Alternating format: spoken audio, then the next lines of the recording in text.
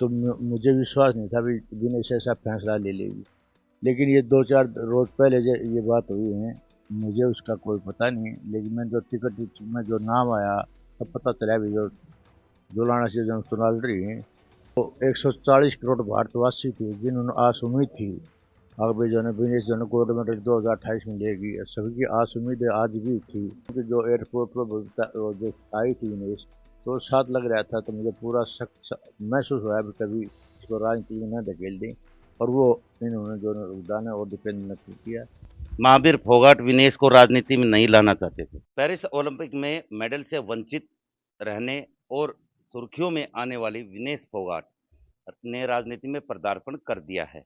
राजनीति में क्या करने वाली हैं, राजनीति को लेकर क्यों विनेश फोगाट राजनीति में गई हैं, उसको लेकर द्रोणाचार्य अवार्डी और उनके जो ताऊ महावीर फोगाट हमारे साथ हैं, उनसे चर्चा करते हैं।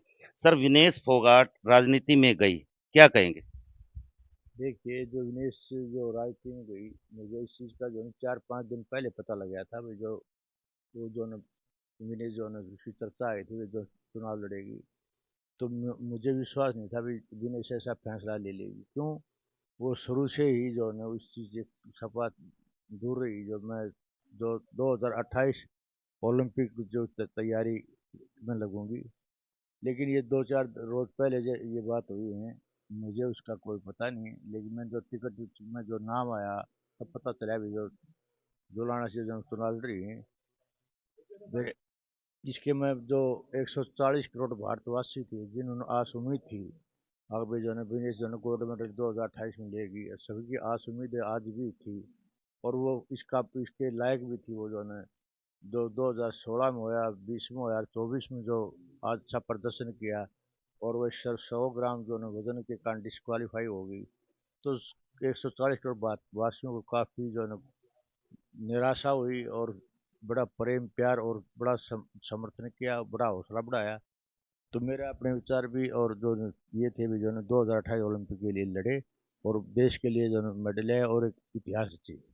विनेश फोगाट ने कांग्रेस से टिकट मिला है, तो इसके पीछे कहीं न कहीं क्या मानते हो, कांग्रेस से चुनाव लड़ने की मंशा किस किस तरह की रही? क्योंकि अगर यहाँ से चुनाव जीत जाती है, सरकार बनती है, तो मंत्री भी बन सकती है।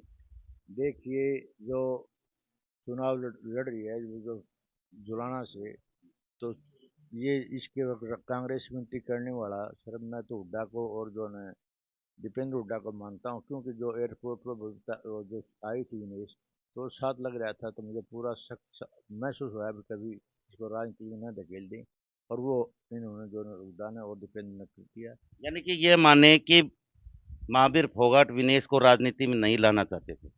देखिए, मैं जो है ना विनेश को अभी जो है ना 2028 ओलंपिक से पहले मैं नहीं चाहता था भी राजनीति में आए, लेकिन वो कैसे जो है इन राजनीति में लाए, लेकिन वो मना कर रही थी।